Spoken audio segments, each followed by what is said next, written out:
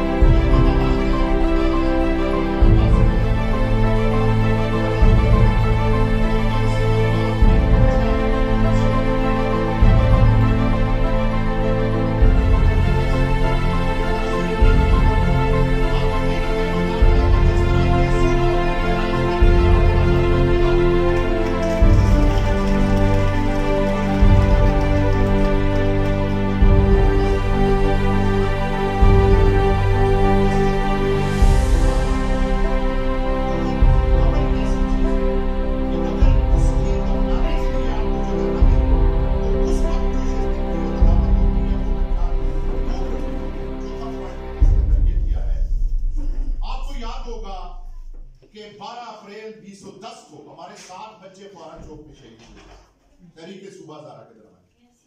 नून league ने worker से रखा था, एएनपी के साथ मिलकर फायरिंग कराई थी।